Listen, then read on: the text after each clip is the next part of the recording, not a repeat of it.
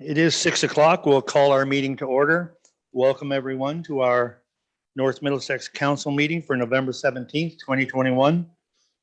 At this time, I'll call for any conflict of interest. If you have any, please send it forward to the clerk. Minutes of the previous meeting, that is for the meetings for November 3rd and the November 3rd quarter revisions. Any business arising or errors or omissions? Seeing none, we need a motion. Councillor Moyer, seconded by Councillor Hemming. All in favor? Carried. We have no delegation. Our first item is a department report, and that is from Municipal Bylaw Enforcement Chief Bill Menzies. He's with us here tonight. So, good evening, Your Worship and Council and members of staff. As you see the report in front of you, I'm here to answer any questions or if there's any concerns. questions, concerns from council? Deputy Mayor Cornelison? Thank you, Mayor Rob. Mr. Menzies, you identify a number of calls to service, and you talk a little bit about animals, I think, and parking and tickets issued. Are there any specific details? Because you go into not much detail on that. Is there anything specific that you want to talk about? Really, the details are that we've issued that many tickets and we've given out that many warnings. Details can't be released in council chambers on specific tickets. If you do have a query, I would suggest that you just email me and I could answer it.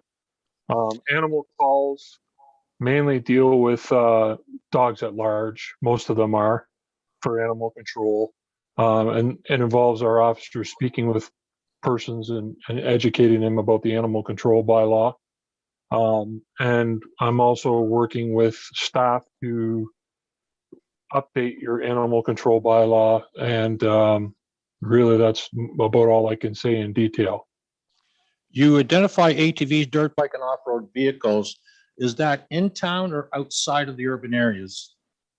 It's a bit of both. We've had some problems with some dirt bikers within Park Hill limits, and also with some outside of Park Hill on some of the roads near the parks. So that being said, we've stopped, spoke to them, educated them, warned them. No charges were laid in any of those things. In the particular one case, we talked with the parents and the youth parents about the dirt biking. And we've actually had some citizens help us identify some problems. So it's mainly within Park Hill, not so much outside of Park Hill. Thank you. Any other questions for our bylaw chief? Any other questions? Seeing no questions, we have a recommendation to accept this report. Moved by Councillor Nichols, seconded by Councillor Moyer. All in favor? Carried. Thank you, Bill.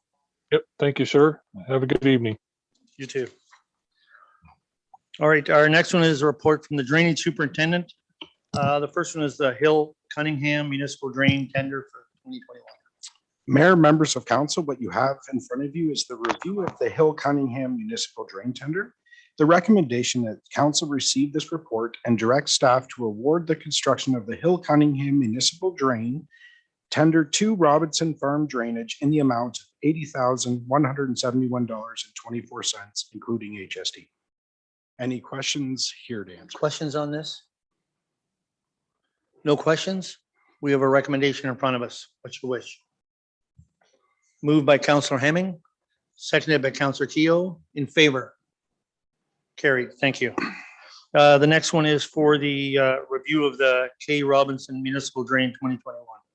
Mayor, members of council, what you have in front of you is a report for the review of the K. Robinson Municipal Drain Tender.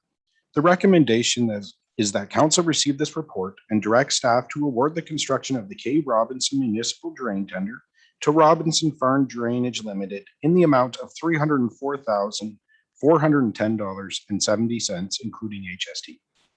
Any questions? Questions on this?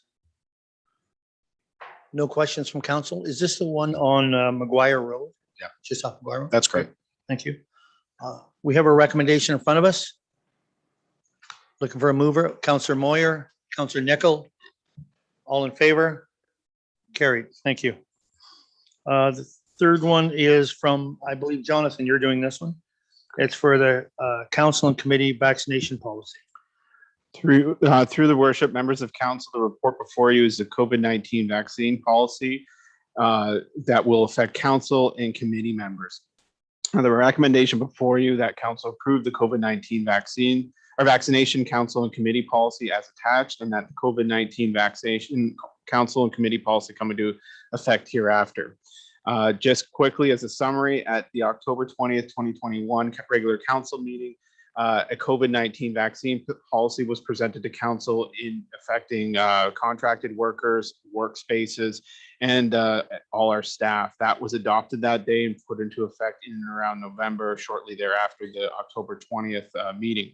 At that meeting, council directed staff to form a policy for consideration affecting council and committee members, and that's the policy that's been presented to you today. I would like to note that this policy includes provisions related to exemptions in alternative measures of allowing council or committee members to join meetings by Zoom, which is conducive to our procedural bylaw. So it coincides with that. The other thing, if council would like to give some general direction, the only thing that we do not affect now is the general public in terms of our vaccine policies. So it's just a moment of discussion if council so desires, but I'll open the floor for any questions. All right, questions from council. I'll ask you, Jonathan, just clarify when you say members of public, is that when they come to the front gate of our office or when they come into the council chamber? In council chambers, AMO asked the province for clarification on what council chambers would be considered, and it is a work environment. So it's not a public gathering space, similar to what the arena or our community centers may be affected by. But to answer your question, this would not affect, I'm not proposing to have a policy affect people coming to the front counter. It's more if the general public comes into council chambers. We can stay moot on that for the time being and see what happens. But generally, we're circling very close to anybody coming into the doors at the back, coming to council, that they should be presenting a proof of vaccination or medical exemption or rapid test results. Okay, thank you. Other questions from council? So there's people working for the municipality that's on contract or something, and they're not vaccinated. Do they have to they'd have to prove in order to continue that job, prove that they had a testing done if they're not vaccinated? How is that going to work? Like, through your worship, so there's a couple exemptions. If they're not vaccinated or double vaccinated, they could be only one dose, and they could be in the time period between their second vaccination. They would either have to present a medical exemption that we would accept and or provide rapid testing. Luckily, all our employees are vaccinated. There are some volunteer firefighters that have opted to go through the rapid testing route, which we have secured some tests for them. But that's not a dependency relationship. It's just, a good gesture to move ahead. If it is a contracted individual or somebody working on our behalf, they would have to shoulder that burden of the cost of the test. okay, I was reading in the government stuff, like come March, April, May, where they will not be asked to show anything about vaccinations. This is a kind of a mixed up deal, because the government is saying now, but then say March or April, they won't need to show it or prove it. Like, what about that? For all intensive purposes, that's what the province has indicated. March or April, a lot of the provisions related to COVID-19 are going to lift.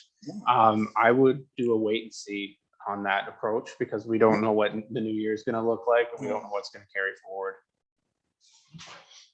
Other questions from, No, sorry, you have follow up? So if we pass this bylaw, then it's affected. I mean, as soon as we pass it, right? It goes in effect. Essentially would go into effect tomorrow, where I would have to graciously ask all council to present either their vaccination result or that they've been double vaccinated, and or provide testing. We already did that, didn't we, Jackie? On our first, you'd asked the one night to show us our valid proof of vaccination. I'm sorry, Doreen, I'm not recollecting that. It might have been one of the sheets I that you had showed to it sign. up, You said, oh, it's the same day I had my vaccination done. Okay, but so, Yeah. so that would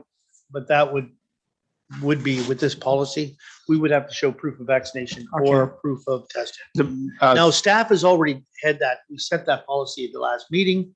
This is just to include our Council and the committee with members. the same rules. To verify it. Yes. Okay. Okay. Other questions from council? Comments, questions? Counselor Hemming. Yes, and along those same lines of approving a negative test, that applies to the firefighters too, right? They have that option? Yes. Yes, we haven't taken such a hard approach like other organizations have.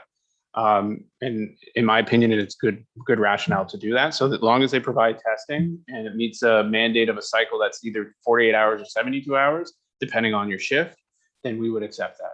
Okay, no, that's good. I appreciate the offer, the chance of being able to produce that then. That's good. Okay. Other questions? The one comment, right now, it does not include public. Right now, this That's policy doesn't have public. Public within council chambers. We've determined that depending on the relationship of how the general public interacts with us at the front counter, we have to take a very cautious approach. If we're going to serve them, it's going to be back here and it's going to be almost a kiosk scenario as much as possible. If we have meetings with individuals, then they must prove that they're vaccinated right now. Okay. All right. No other questions? You have a motion in front of you. Moved by Deputy Mayor Canellison, seconded by Councillor McClinchy. In favor? Opposed? One opposed. Okay, that's carried. Report from the fire chief for the RTC tender award for the construction of the Park Hill Fire and EMS. All right, I'm gonna.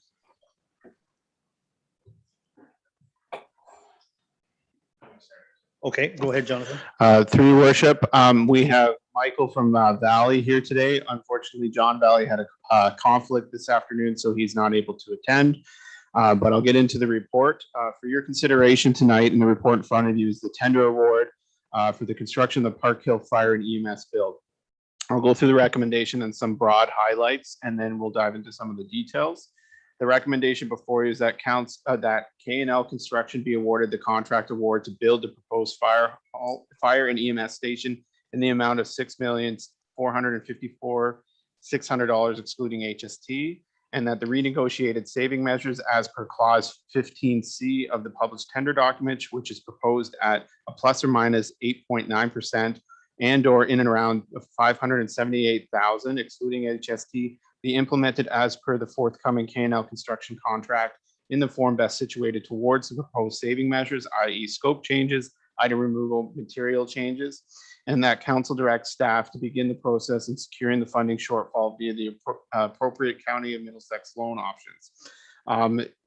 Part of the executive summary as per the deferral and consideration from council's November 3rd, 2021 regular council meeting in regards to the tender award. The municipality exercised clause 15C, which stipulates that the municipality reserves the right to negotiate the price or terms should the bid price be over the budget allocated for the project. Over 2 meetings through the subject, council met with K&L and G. Douglas Valley Limited in finding said savings. I would like to identify that $60,000 of the proposed savings as per the scheduled attachment item number 2 needs further refinement in terms of if those savings can be implemented. And furthermore, that in discussions with the build committee, 90,000 of the estimated 578,000 are deferred items, which will have to be implemented in future at various scales. So that would be the wood fence around the perimeter of the site plan. We could go chain link, we could hedge that the wood prices are going to go down further next year, but rather they can be deferred to the end of the project. K&L has in an informal way been in discussions with us. We're not in contract with them right now, Barring that, in the last 12 hours, K&L has proposed an extra $38,000 in savings. And through the discussions, there's a refinement of scope changes that Valley will have to do as a change order in and around plus or minus $20,000. There is a list at the back which identifies several items that were for consideration. Barring that, the mezzanine seems to be the discussion point that we will be focusing on the most today. And with that being said, I'll pass it over to our fire chief to discuss that in a little bit more in detail. Thank you, Jonathan. Your worship, members of council, as the CIO indicated, the mezzanine, which is designated or planned to be an area to conduct training in, seems to be the last contentious point here. As I outlined, there are considerable benefits to keeping the mezzanine. I understand that it is a significant cost. It adds 1.5% back into the cost of building this building. I think I've outlined my rationale for asking for it. If there's any questions, I'm happy to answer them. Okay. Questions from council? Let's start. John? Councillor Keel. Thank you, Greg, I have a few questions. Turn your mic on. Sorry about that. Greg, I have a few questions. First and foremost, Middlesex EMS, are they content with what's proposed and what is here?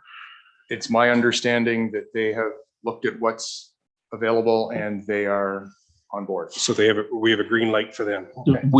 They were part of the meetings last week as well. We had a representative from there to make sure that the cuts that would be affecting them were reasonable and nothing came out of that. They didn't have any issue. No, they didn't have any issue.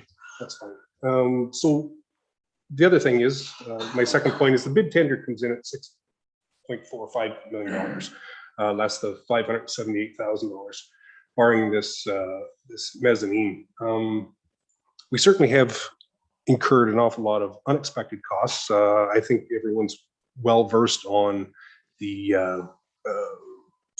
escalating costs of steel, building material, labor costs, and that kind of thing. With that, I guess what I would like to do is maybe put some hard numbers to this. $6.4 million is what the construction of the fire hall is. But what I'd like to do is maybe just refresh everyone's memory that Peninsula District Co-op was gracious to give us that property. And we certainly do appreciate it, and we'll honor that moving forward. However, we do have a $243,000 contract agreement with Valley. We have the initial cleanup of the property. We have the tear down of the fire hall. These are all costs that are above and beyond, which are driving this thing right out of sight. I guess what I'm looking at is you're asking council to make concessions. We're asking the ratepayer to accept this. What concessions is the fire department willing to take? Well, as I said, I make the case to include the training component of this building.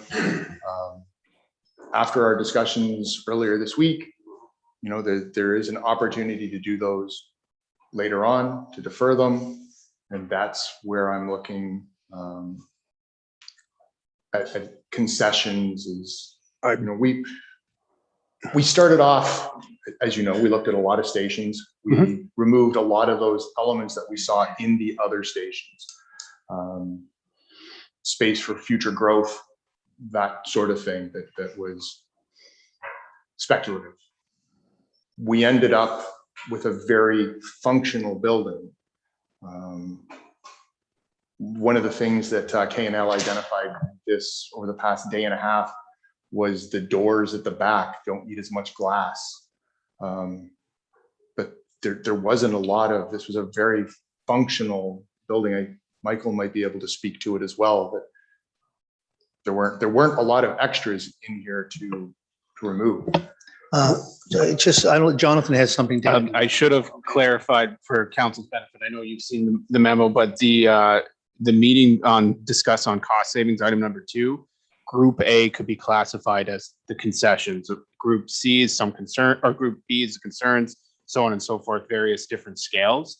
Group A is where we've kind of refined that these are the ones that we are going to eliminate. Group C is the ones that are being pushed, flagpoles and all that other stuff, but just wanted to give that clarification in terms of that memo provided. Is that good, Councilor Keel? Well, I guess we haven't got our final bills in. I'm just afraid that when we have Hydro One come with their truck for a final hookup, there's a cost incurred with that. Enbridge, we have yet to furnish this place, do final landscape. This is just going to run out of sight. I'm asking, I just can't support this mezzanine at this time. We need to trim this to make this somewhat feasible. We are at the, the forefront of the ratepayer. I have had a few emails. I've had one heated phone call. We need to represent the ratepayer on this. And when we were driving around at previous fire halls, we also was in the back of our mind that this was a 3.6, 3.9 type deal. I'm afraid we're just south of 6.8 at this point in time. Okay, Michael has something to add, I believe. Michael? Your initial budget, we were always conscious that that was a relatively skinny budget. We've always tried to, when we've designed the building in recognition of that all the way through.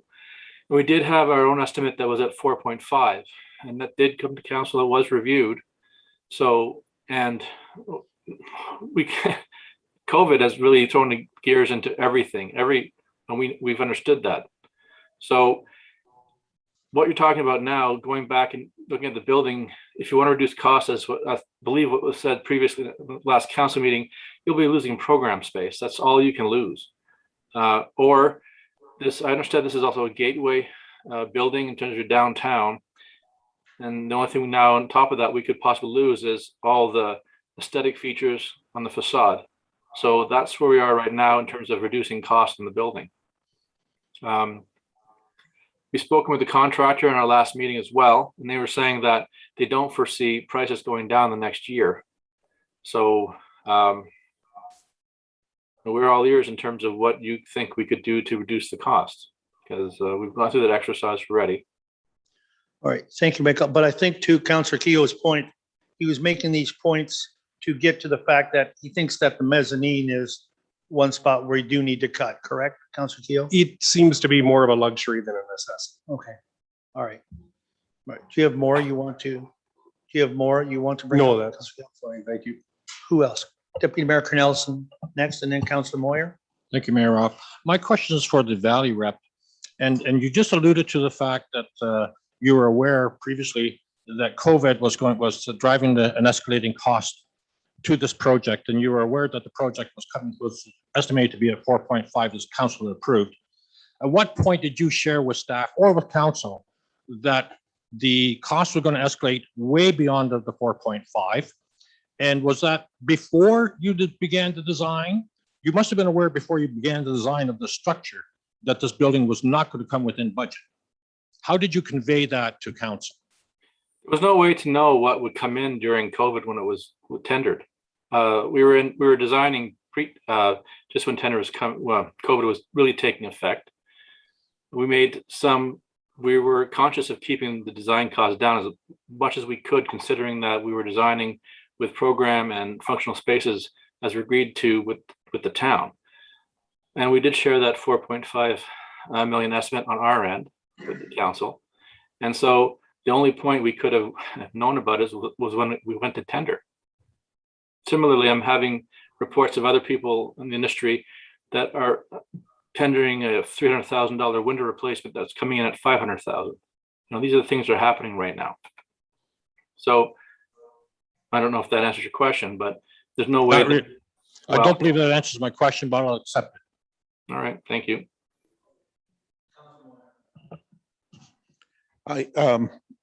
I guess this is for you as well, Michael. I'm wondering, I know we talked a little bit on on Monday about the facade, and we're along the front, and then we're going down along the side walls as well. How much savings do you think there'd be if we eliminated that facade on the sidewalls and just did the front? Facade and sidewalk. Oh, you mean the parapet aspects of it? Yes, yes. We've already eliminated that. We've only kept the parapet. We've changed the parapets from the more expensive fiberglass to now with the Drive It product. And that's Well, no, sorry, I guess not just the parapet, but that wall right alongside, just go with steel on the two sidewalls and just have the brick along the front. Well, that currently is the design. Oh, the brick along the sidewalk at the top, you're saying? Oh, the height, yeah. Well, that's the intent, is to go with metal on all the walls except for the front at this point. Okay, so that's part of the part of the savings. There is nothing on the side now. Yeah, there was never any brick on the sides of the building. It was only on the front. Okay. We're going to All a right. different. And was it, Jonathan, I guess was there any conversation on how we talked about keeping that roof line running out over the existing mezzanine now and just using a light joist or something there rather than going down to the flat roof? Through your worship, we went back to KNL in discussions, and they did provide an opinion on what that change would do. And it was decided that it would be too substantial in terms of design elements, that it's either the mezzanine and it cuts off there and it wraps around rather than extending. I think, I don't know if that's what you're. No, because I mean, it'd be the way the building's designed now, that roof runs out to the outside wall. Yes, so that section would be eliminated. The mezzanine would come down and it would do an L and then come down again. So that's what I'm saying though. Your snow buildup in there, I mean, what's that mezzanine designed for, like 125 pounds per square foot, or? I wouldn't know the design details per se, but we would have to incorporate snow load now that we have that L and bump out. Yeah. The keeping it open, is that what the question would be, to run the steel all the way out And run the steel out, and then you just use some light steel webbed or something for our ceiling joists in there. we could, so the one thing I would like to point out, we're in a ballpark of savings right now. We haven't entered into a contract with KNL. We need to enter into contract with KNL to solidify what the savings are so we can get it to a legitimate spot. We're not going to give up on looking for savings throughout this process. In fact, I was speaking with the team today, and we're going to be meeting next week to refine, and then we're going to be meeting again in January, matching schedule to design elements and doing the exact same exercise because we don't know what the next year's market's going to look like. So savings are going to keep going, and that could be part of the conversation if it's palatable. But we're at a critical point where we need to figure out the design so we can issue the scope change appropriately. Maybe after the meeting, I can just look at it. Yeah, that might be the best. Other questions from council, comments? Deputy Mayor Ellison? I don't know if this question is for Valley or for Chief, I don't know. But if council approves this tonight, when will construction actually begin? Mike, have you spoken with about scheduling at all? Oh, sorry, I didn't catch the first part of that question. Have you spoken to KNL about scheduling at all? No, I haven't spoken with them yet. The principal impact on scheduling right now is the when we can get the pre-eng steel for the high bay. That's being pushed into, I believe it's being pushed into the new year because of the long lead times. But I guess we're specifically talking about foundations now and site work. I'd have to get back to you with that in that regard. Through your worship, it's driven a little bit by this conversation as well. If we execute a contract today, we could be, or not today, tomorrow substantially, we would be able to get to a schedule with KNL or the awarded contractor to being able to determine what our next phase of the construction would be. But most likely we'd be doing work next year for sure, early next year. Okay, because, you know, in my mind, when the chief came to us for the demolition of the existing hall, I was under the impression that the construction would begin forthwith, and this is not happening. It's a fleeting one. It could, but I wouldn't put a lot of faith in that right now because we've had to do a scope change for the tender close. This is the second time council's considering this. And obviously we got snow the other day. It didn't stick around very long, but it's kind of hard to do concrete right now, especially at that size and magnitude. I agree. Thank you. Other questions? Go ahead, Councilor McClinchy. The fencing, is it, some of the fire halls that we viewed did not have fencing. Is it because where their location was versus where our location is? Like how mandatory or? That's correct. So as much as, Pencil Co-op was a good steward with us, we want to be a good steward with the residents who are directly beside the fire hall. We're just simply saying that there's a pretty good chance that the wood will be cheaper next year, or we can reevaluate the fence. The allowance that's identified for the redaction was to go almost all the way around the perimeter. We're probably not going to do that now. We're probably just going to do the affected residents and leave it at that for the time being. And that won't be until the end of the project. So do you get that, like they're talking about for the neighbors? Yeah, onto I the- understand that. Okay. Because, so they're looking at 50,000 is what it says here, could be implemented. And project additional savings are required. 50,000, that's a lot of dollars for events. Fencing is expensive, and What is it, the state of the art, or is it gonna be chain link? it was Like- a 6-foot fence. Is it right? It would have been a 6-foot wood fence. Why does it have to be wood? Well, we want to provide the residents some privacy. Although Hensel Co-op did have some fencing there, it was a 0 lot line configuration from them, and their buildings were basically their lot boundary. So we want to bring it as close to an as previous condition as the pre-exist or the post condition as well. So how many homes would that affect at the back? Is about 2, 3 I believe it's 5 or 6 in at the total. back Down On the On south the- side let's say and the on the- east side. of both sides? Yeah. So you're looking at like an L shape. Okay, and the fencing will be another conversation. If by doing it after, it's another Yeah, conversation. because that's really not Right. one of the things up front. The other thing I would like to note, although memory doesn't serve me what exactly the limit is, but our procurement policy states that upon, I think it's $60,000. I'm looking at Estelle, but I might be putting her on the spot here, but there's an overage that we have to come back to council no matter what that overage is. So I'm hoping that I'm never going to have to come back to you. In fact, I'll have a better report at the end of the project saying this is how much we've saved. But there is checks and balances as we go along to bringing stuff forward to council. Deputy Mayor Canelson. Just one more comment, Mayor Rob, if I may, and I don't know whether yourself or Sarah CEO would like to speak to it, but given that we're building a land ambulance center as well, and we do receive we'll have a lease contract with the county. Can you just share with us what that would look like? Well, we went in principle, as per the report, we engaged EMS to start the conversations for a contract. I'm not too sure what the full amount is, but I do know it's the maximum that we can get within Southwestern Ontario.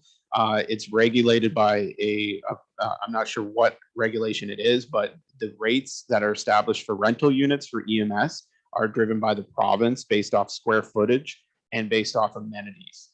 So that's why you're seeing a washroom in the EMS side of things. It's because some of their staff come from London and they don't have the option to wash before they come home. So that drives up their rental cost, and that we're at pretty much at the threshold of the limit. So that would be of some financial benefit to the municipality. That would be. Thank you. So any other questions? Councilor Moyer? Just on the financial, again, with the sheet you're handing out, I know this was a question we asked the other night, but the EMS is adding about 25% cost, so about $1.5 million of this cost is going towards the EMS station. In a rough estimate, yes, 25 to 30%, accounting for about 19 to 20% of the square footage. Okay.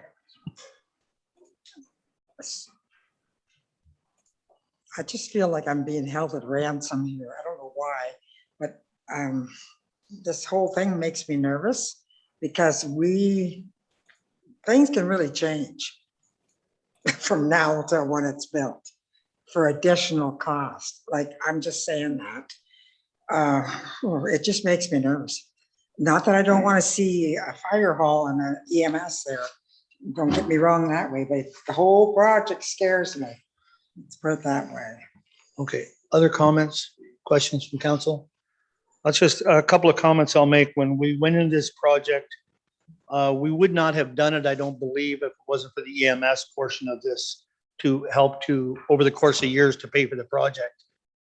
So that was a driving factor. It was mentioned by Councillor Keogh that we had very good corporate citizens from Hensel Co-op to donate that property. And with those things, we can't help the escalating costs here right now. We do know that if we wait and if we don't move on this, they won't even guarantee the tender price after the end of this month, that it would end up have to be renegotiated again. So it does put a lot of pressure on us to do that. So I think it really is incumbent on council to make all of the savings that we can. And I think the committee on Monday night did a good job, and staff has done a good job along with the contractor and with Valley to find savings. And almost 9% of the project, you found savings. I think I have those right figures. Yeah. Around 9% of the project you found in savings now. And with continuing to work on that and doing, there will be some overages, I'm sure, but we continue to do any of the savings that we can. I think that's the only part that reassures me on this, that we have a contractor that has really been working with us on this to get started. But I do think it's important that we take all of the savings that we can and use them. So that's all my comments. So. Councillor McClinchy and then Councillor Hemming. So is there like payment in advance for any of this stuff right now? Or is it based on when you start the job? Like sometimes people want like so much money up front, you know, to do a project. Jonathan. Through your worship, that is a little bit of a loaded question, but the tender document locks the price. What we have done is opened up some scope changes that might have some provisional items for overages or underages in the new year, but progress claims are essentially what we're going to hang our hat on next in the evolution of this project. That being said, typically when things get humming, that they end up meeting every twice a week, and we end up going through every bill, every overages, every under, and we justify them if they're warranted.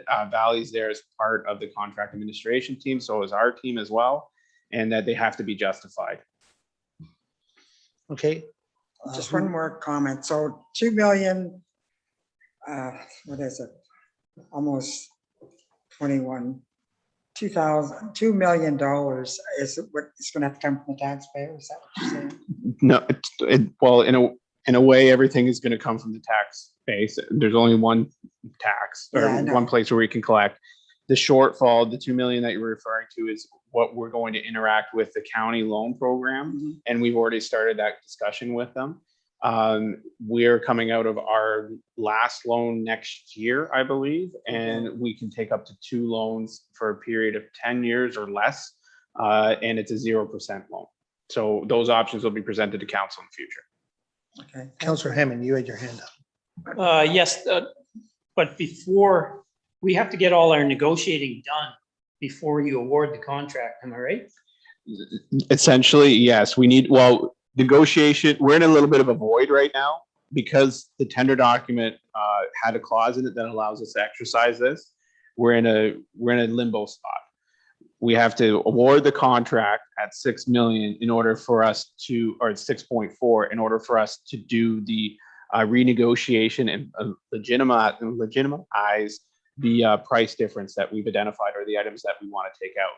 So the savings would come thereafter. So we'll see a drastic reduction of price once we enter into a contract. I hope that answers your question.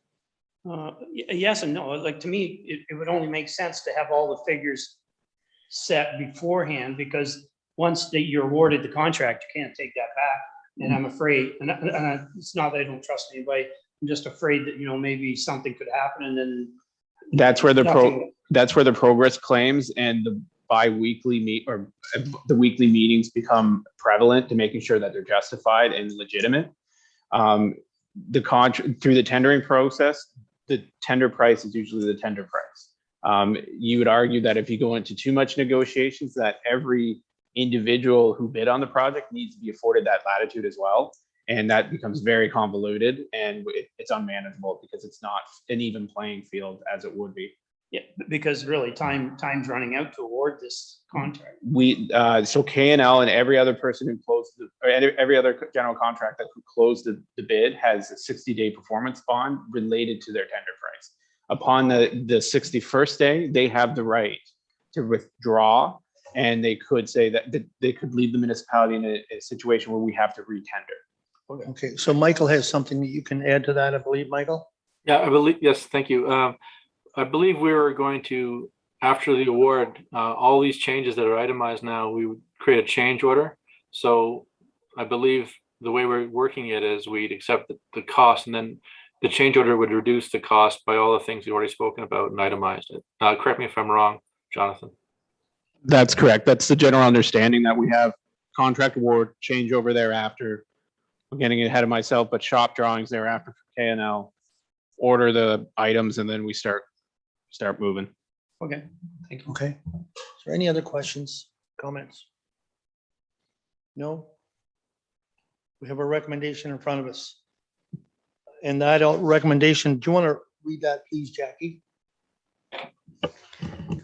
The recommendation before council is that K&L Construction be awarded the contract award to build the proposed Park Hill Fire and EMS station in the amount of $6,454,600 excluding HST, and that the renegotiated cost savings as per the clause 15C of the published tender document, which is proposed at a plus minus 8.95% and or around 578,000 excluding HST, be implemented as per the forthcoming K&L construction contract in the form best suited towards the proposed cost savings, which includes cost, scope changes, item removal, material change, etc., and that council directs staff to prepare the process in securing the funding shortfall via the appropriate County of Middlesex loan option.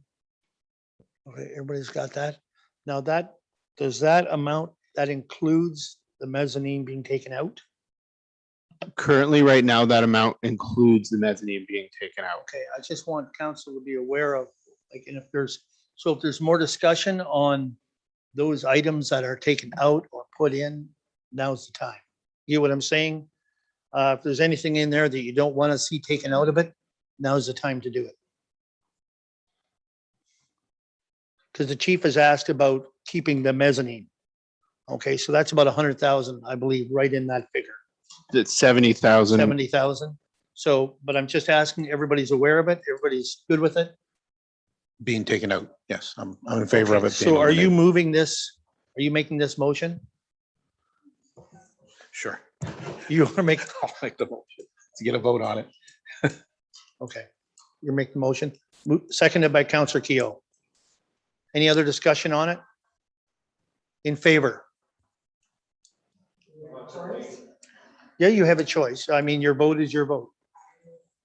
Okay, so carried. All in favor. Thank you. Thanks, Michael. What are we doing next? Passing of accounts. Estelle. Mr. Mayor and members of council, the report in front of you outlines the municipality's expenses for the period of October 29th through to November 10th for a total of $1,040,582,067. Any questions? Questions? Deputy Mayor Ellison. Yes, I do. Thank you. I actually have three questions.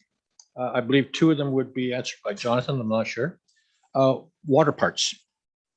My question on new water parts, is there a supply issue in them? Because it seems that we see them on a regular basis on our accounts payable. So there doesn't seem to be an issue with the supply chain there. Through the mayor, we've been ordering a lot more water parts. You see an Evans Supply basically is where we get them all from. Certain parts, yes, there is supply chain issues, but the basic stuff where you're seeing a lot of curb stops, a lot of rods, a lot of stuff like that, we seem to be getting. Now, we were made aware that the meter bases, the frost plates, they've had to switch to plastic because our meter supplier cannot get the brass that fits underneath of them. We just got notice of that. So we're starting to see things, but yes, there is a pretty steady flow right now for the basic stuff that we have. Okay, thank you. My other question for you, Jonathan, is the SEMA and Collier. I see that there's a substantial amount going to those two organizations, but it seems to be similar projects. Is there a duplication there? Through the mayor. So 3 different projects right now. And we've actually caught up on a couple late invoices. They were not issuing invoices direct to AP and they were getting lost in the shuffle. So you're going to see, I think there's 3 months of Collier's and you're going to see 2 or 3 months of SEMA. The jobs, the Park Hill Reservoir Rehabilitation, Park Hill Main Street, and Queen and Petty. 3 different jobs that both of the engineering firm and Collier's are both involved with. That's why you're seeing 3 invoices on each, because they build us that way so we can track for our accounting purposes. Okay, thank you. And that's my last question for yourself. I do have another question for Brandon, if I may. And Brandon, it's not an in-depth one, but I noticed that there's an amount for canteen supplies. But is the canteen even open?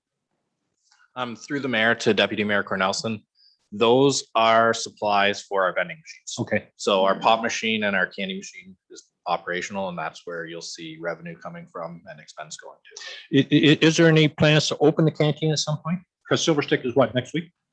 So Silver Stick begins on Friday, Right. this week. We talked to the Middlesex London Health Unit, who instructed us that if we did open our canteen, we would have to enforce that nobody be walking while consuming food. That becomes more of a difficult task, and so we've decided not to open our canteen. I understand. Thank you. Other questions for accounts payable? No other questions? No other questions? We need a motion to pay our accounts. Counselor Hemming, Counselor Nickel, in favor. Carried. Thanks, Estelle. Committee reports. The first one is Lake Huron Primary Water Supply. Counselor Hemming, anything? Okay, thank you. ABCA, you have the minutes from, I'm sorry, yeah, you got your board minutes. Anything you want to add, Adrian? Yes, in the very near future, and I think if you read through the minutes, you'll see that the process of the transition to the new Conservation Act is beginning. I think some of the plans have to be in place by the end of this year, and I believe they'll be working with yourself, Jonathan. I've had, through your worship, I've had preliminary discussions with just an FYI that this is coming. So yeah, they'll probably be engaging staff as they go through the transition. One of the things I did want to bring up, and this came up in our last meeting, and I think that our municipality is somewhat unique in that in the planning process when the Sawbo Bayfield is involved, my understanding is that the municipality charges that up front to the applicant. And is that true, or does the Sawbo Bayfield, because they're telling me that they don't always receive payment for their planning processes from other municipalities. Through your worship, the very few invoices that we get related to planning applications, I think I've only seen a couple. We do pay for them, but depending on the scale of said development, we would transition that over to the developer. That wouldn't be an expense that we'd carry. Maybe that's a model that ABCA should consider changing, is going straight to the developer rather than us funneling it through. Yes. But we occasionally get invoices from them, but not very often. Thank you. Okay. Any questions for Adrian for Sawbo Bayfield? No. Blue Water Recycling, nothing there. EDAC, there's nothing going right now. And the local school advisory. So you got a notice there in front of you of the task force, and the one for Park Hill is November 25th, 7:30. Councilor Nickel, are you gonna? No, that's, I was just going to bring that Sorry up about that. for anybody that wants to register. Yeah. Yeah, so that's at the community center, correct? Yeah, I registered for that today, actually. Yeah, and so I'd encourage everyone to register because I think attendance is important. And again, of course, they do have a vaccine policy there as well. If you read through the email that Arlene sent out, we would have to abide by the vaccine policy of the Thames Valley School Board. Okay, any questions for anyone on that? Actually, the clerk just sent out, resent the link to that, right, to register. So that just got emailed out if you want to get name in for that. Recreation Committee. December meeting, okay. Water, wastewater, there's nothing there. Policies, we had Donna sent out a notice that we're going to be having one coming up.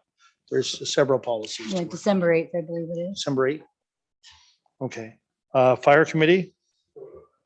You guys have spent enough for tonight? Okay, I shouldn't laugh at it. I don't think it's funny. It's just that. Budget committee. We haven't set dates in stone yet. We're close. We're just consolidating some of our additional information. I think December 8th and 9th is what we were in and around that area. Okay, December 9th and 13th is what it's looking. Okay, thank you. Community Development Fund. So the program, sorry, closes November 30th at 12 noon. So we are constantly putting social media blitz out there to get people reminded. And as council will recall, because of the COVID and because of the cancellation of events, we have been rolling over, working with the organizations. And so if their event was canceled, we're rolling over their allocation so they don't have to go through the process again to help the organizations out. So yeah, so hopefully this will be the end of the rollovers. Okay. Aqua, there's nothing. We have a meeting in 2 weeks. Okay. Thank you. Nothing else on the policy or on the committees? All right, correspondence. The first one is QP Independent Review of OMER's Investment Performance. And then please note the additional correspondence received on November 16th from OMER's and the OMER's Bulletin.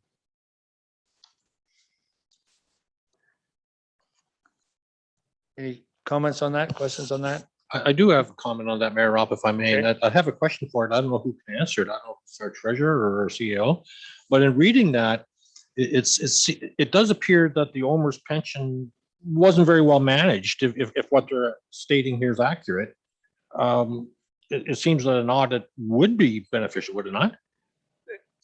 Through your worship, I believe that this is my personal belief as a contributing member to OMER's. I do believe it needs some accountability, and that's what QP is trying to strive for. In comparison, they have not been performing, but it is a pension plan that performs nonetheless, right? So it's kind of hard to sit on one side of the fence and say you're not performing at 8%, but compared to the other public entities with the similar models, they were well underperforming. And I think that's what QP is trying to highlight, is that comparatively, you're not the same. Great, thank you. So, but historically, OMER's has been conservative investors. I mean, compared to some, it Yes. seems that way at least. So you do have a recommended motion here in front of you. You're going to move the motion? Do we have a seconder? Counselor Nickel? Yeah, I know. Any discussion on it? All in favor? Carried. Thank you. Minor hockey sponsor packages, and the clerk has some information to add to that as well. Council has been provided the request for consideration for sponsorship. So it is coming through correspondence in this format because it's not an item that would be looked at under the Community Development Fund program. In the past, I think with Silver Stick, they used to approach council about doing a sponsorship in the booklet that they did. So it looks like they're doing a similar, they're trying to get some sponsorship revenue. And coincidentally, the high school also submitted a similar type request for the OFSA tournament that's going to be held there, which is fantastic for our school to be hosting such an event. So there is some different options for sponsorship. It's certainly council's choice. For the minor hockey, there is the option of doing, in the two tournament programs, there's business card size ads or half page that range from $75 up to $300 for advertisements. And there is two tournaments. So if you were going to sponsor, I would probably look at sponsoring both. And I think probably inappropriate. Again, it's council's decision, but maybe the half page advertisement for both tournaments for minor hockey and with the OFSA. There's a couple options there. There is a bronze sponsorship of a business card ad in the program, or for 250, there's the addition of the website ad with link and a half-page ad. So that for something for council to consider. What's council's wish? Councilor Nickel. I think that we should support that, both. So what I level, think- at the recommended level of the half page? At the half page. These things bring a lot of business into town, a lot of tourists into town, and I think it's important that that we support things like that. Okay, so you're making that a motion? I am making that a motion. Okay, for the half page ad for both. Is there a seconder? Are you seconding that? Councilor McClinchy? Any discussion on it? In favor? Carried. Thank you. Okay, Middlesex County Health Unit Monthly Board of Health Update. Receive and file. We've done the OFSA sponsor. Actually, if I can get a separate motion for the OFSA. So for the first one was for the minor hockey. So if we could get a separate motion for the half-page 250 sponsorship for that tournament. For the OFSA tournament. Councilor Nickel, you make that a motion? Yes. Yes, and seconded by Councilor Moyer this time. All in favor? Carried. Thank you. Okay, the Ontario Energy Board notice, Enbridge gas rate adjustments. Receive and file. Thames Valley School Board Rural Education Task Force Community Consultations, pardon me, which we were just discussing. Receive and file. Notice of commencement, Hydro 1 class environmental assessment. Receive and file. That's all of our correspondence. Other and urgent business. The upcoming awards. Okay, so the upcoming awards presentation for the Long Time Service Award medals and certificates for the firefighters and staff is our next meeting. Okay, so we're going to meet at 5:30 again, correct? 5:15? Okay. And then what was the other, Jackie, the next one is yours, and that's the bylaws. I just wanted to give a verbal update on 3 bylaws that are listed on your agenda. They're all under the Emergency Management Act. And the purpose for bringing them forward is mainly due to housekeeping matters and putting in proper titles that are applicable to the association or our organization as it is today. So the 3, it's kind of like a 4-point process. The first bylaw is establishing your program. And along with that is the schedule is our emergency plan. Our emergency plan is still needing in review.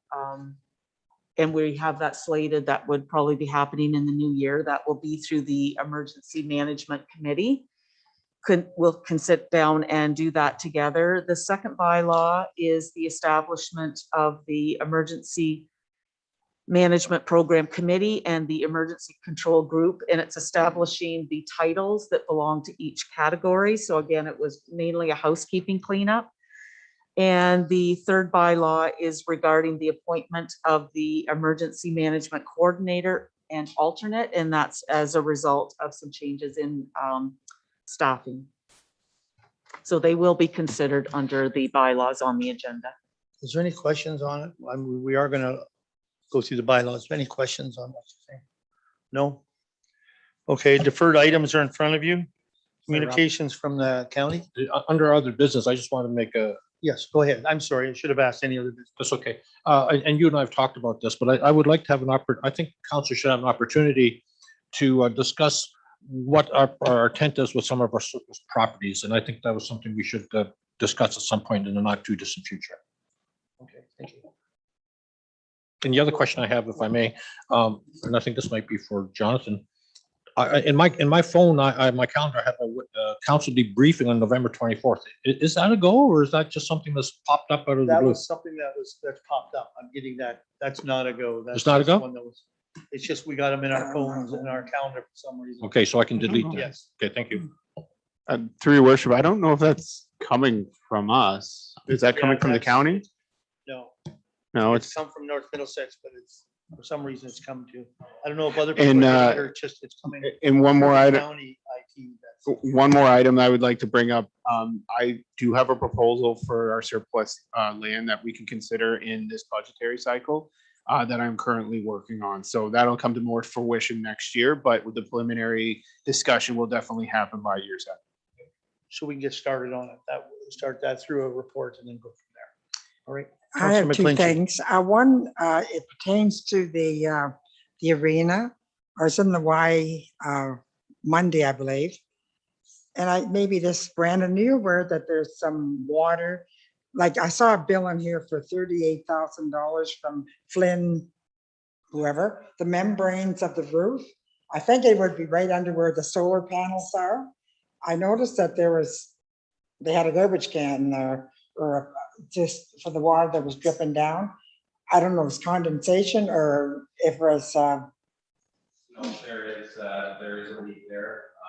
They're aware of it. It's covered by the warranty of the roof. So in order to get to that warranty base, which guarantees the labor and the material, we have to pay the initial bill so that the warranty gets activated. So that's coming back to us on warrant. That's what you're, okay. oh gosh, anyhow. So how would they fix that if the solar panels are there? I don't know if it's, So that particularly is due to a missed blister.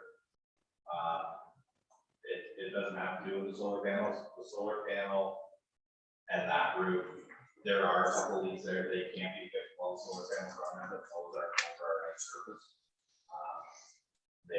They're minimal, and let the solar panels come off that roof. okay, well, I just thought that bill, 38,000, like, whoa. But anyhow, another question, well, it's not a question, it's a comment. I was talking with Isla Harrington a couple of days ago, and she was saying, the Horticulture Society, they are not going to be doing the planters this year. They're all the volunteers are all over 75, and some are not able to do that anymore. So they have decided that they are not going to be doing it. So it's going to look pretty sad this Christmas downtown. And they're hoping that a younger group would come forward. It takes like 3 pickup trucks full of cedar and spruce and all the different boughs that they use to decorate the planters in the town. So I really feeling bad about that because, yeah, it always really helped. It gave it a nice Christmas effect when our lights are up, and so I was going to go to Grand Bend maybe this week or next to get the garland for the railings, at least put something up if that's the case. And but it's just a point that I wanted to make, that I mean, I see a lot of people out there and no one seems to be interested at all in helping. They have a thing in the post office saying that they are not going to be done by the Horticulture Society. If any other group would like to come forward, I may have to get some of these power walkers and see if they want to do it, sort of thing, because, like there's a lot of middle generation, the younger people that maybe they'd be interested in beautifying the towns, especially at Christmas time. So. Okay, so, I mean, our staff put up the lights and everything, but they do the planters. The Yeah, horticultural side did the plant. Yes, So they have a flyer up at the post office? yes. So can we, Through your worship, I'm actually in discussions with some members of Park Hill community at large we're going to put something on our social media to try to solicit some volunteerism. I do have to be very mindful of the direction that was given when we talked about this about 1.5 years ago with the planters. So, but we are going to try our best efforts to assist. okay, Well, I'm just hoping that people will come forward because yeah. it's pretty sad otherwise. It's not very festive for the downtown area, basically. Yeah, hopefully people will. All right. Thank you. Is there any other business? I'm sorry for skipping over, for not asking that the last time. Any other business? No, seeing none. Communications from the county council. Thank you, Mayor Rob. As Mayor Rob graciously reminded me previously tonight, I guess the big news come from county at our last council meeting was the intent to run for warden. And so two people did come forward to submit their names for consideration. Brad Richards, who's the deputy mayor of Strathroy Caradoc, and Allison Warwick, who is the mayor of Thames Center, have submitted their names for consideration. And the inaugural takes place on December the 2nd. Thank you. I don't know if you have anything else, Mayor Rob? I just add, you'll see that the new ambulances that the EMS is ordering are going to be rebranded. They're going to have a new look. They're changing the look of them. They're more of a blue and green. They jump out at you pretty good. But that's going to be happening. They're not redoing the old ambulances, but as they're traded in, they will be putting new graphics on them and stuff. So it'll be a new look. That's just something that came to us at council. Yeah, what the people run for warden, is that on December 2nd? So is that virtual or how are they having that? How is that being held? My understanding that it's both, is it not, Mayor Rob? It is both. I know as counselors, we put in whether we're going to attend in person or on Zoom. As far as I know, only one counselor is going by Zoom, but that's because they're not around. They're not available to be there in person. But I'm not sure if they're going to allow, we have not heard yet whether they're going to be allowing people into it. I do believe that the Medway Choir is going to sing, but that will be virtual. Okay, They are not coming in person to it. okay. So I think, I'm not sure about that. And as we know, we can send it out an email to the rest of council on that, because they are just putting that stuff together now. We just got Okay. some of our things going on that. All right. And the Warden's Banquet is coming up November 27th 27th. at the Lucan Community Center. It's Tickets, I believe, are $25, I believe. Yeah. Yeah.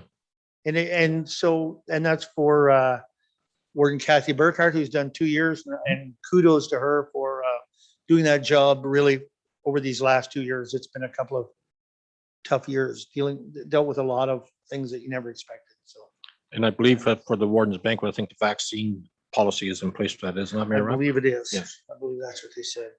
So, okay, I don't think there's any other questions for the county. As you know, most of you probably know that the Narren Road is closed there for the bridge right now. They're hoping it takes less than a month, but they got it closed for 30 days. So, okay, the reading of the bylaws. The bylaws for council consideration tonight are listed on the agenda. We're looking for first and second reading for bylaws 92 to 98. First and second, Councillor McClinchy, Councillor Keough, all in favor? Carried. And for third and final reading, all bylaws listed. Councillor Nickel, Councillor Hemming, all in favor? Carried. Thank you. No closed session. So we're just looking for a motion to adjourn. Councillor McClinchy, Councillor Keough, all in favor? Carried. Thank you.